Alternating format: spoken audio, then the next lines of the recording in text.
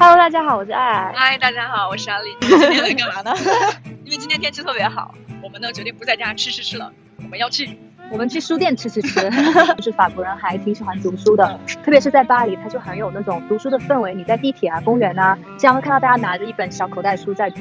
所以这是为什么我们今天想挑选一下一些巴黎比较有名和比较有巴黎特色的书店，带大家一起看一看。对，我觉得在这里好像读纸质书的人还是很多的。对的。然后这边有很多无论是新的书店还是专门卖二手书的书店，都会非常有特色。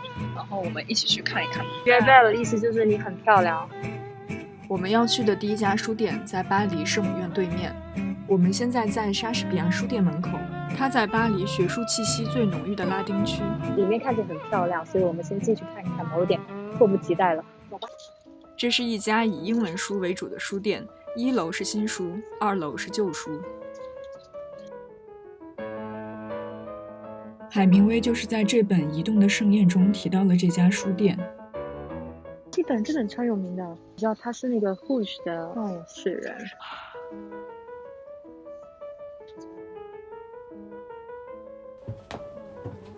莎士比亚书店的创始人是 Sylvia Beach， 一位热爱文学的美国女士。这个书店的墙上、拐角处，到处都挂满了在英语文学界那些永恒闪耀的星星们。是不是很好奇，为什么一家书店会有床？莎士比亚书店保持了一个自开店以来的传统，那些想看世界的穷学生们，只要在这里打工几天，就可以换取免费住宿。20世纪初，那些美国怀揣着文学梦想的穷小子们都有着一个巴黎梦，他们漂洋过海来寻梦。Sylvia 女士的书店就成了他们的会客厅，帮助他们找住所、找零工、联系出版社。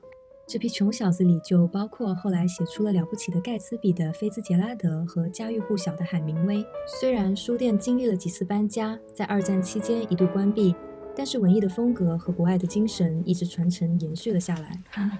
你爬得好害怕。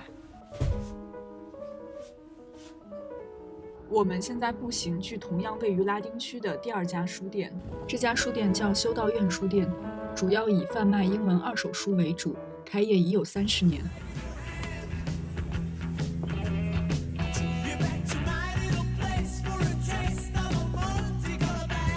哇，这种被书环绕的感觉，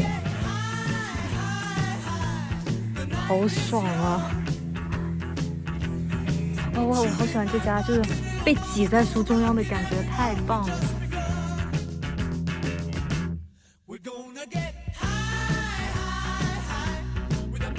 Oh my god, there's so many books. Yeah, it's like the book is overwhelming. There's downstairs as well. Yeah, Okay, Yeah. I will take a look. No, there's a lot. There's no tourists. There's quite a lot of English people who live, or English-speaking people who live in Paris. So, and we sell quite a few books to French people as well, and students. Okay, good. Yeah, I really hope like independent bookstore can survive. 你让我到这里，其实我都挑不来书。我也是，我要读什么我不知道。对啊，太多了。This way。走过去。开放一下，什么感想？我想买书都不知道买什么，感觉自己何其渺小，何其愚蠢。好像钻到这个书里面。刚刚已经是从第2家书店出来了，其实一不小心我们2个选的其实都是2家英文书店。我觉得第2间书店其实你进去更有一种被书就完全环绕的感觉。我们在里面待了大概有1个多小时吧，就是挑不到，因为实在太多了。但这2家店是那种很有文化历史，看起来很有底蕴的。对，在巴黎有各种各样的书店嘛，这只是其中的一种。然后我们接下来要去的呢是那个这边的新华书店，就要从文艺走向现实，就更日常。去法国书店。对，走。我们对面的这家书店是 Gilbert Joseph， 是法国的新华书店，它的各家分店遍布在这个区域。Gilbert Joseph 历史悠久，覆盖了各个门类的书籍，因为周围有很多大学和研究所，师生们都会经常光顾这家书店。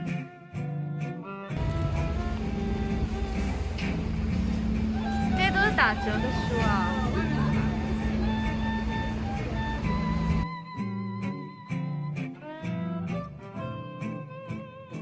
一进门也会有畅销排行榜。这是其中最大的一家，一共有7层。自去年疫情开始，巴黎的书店都受到了不同程度的影响，传闻 Chibert 要关闭不少门店，而一直以卖便宜二手书出名的布利涅已经关闭了最大的门店。这期我们就逛到这里了，之后再带大家发掘更多巴黎有特色的书店。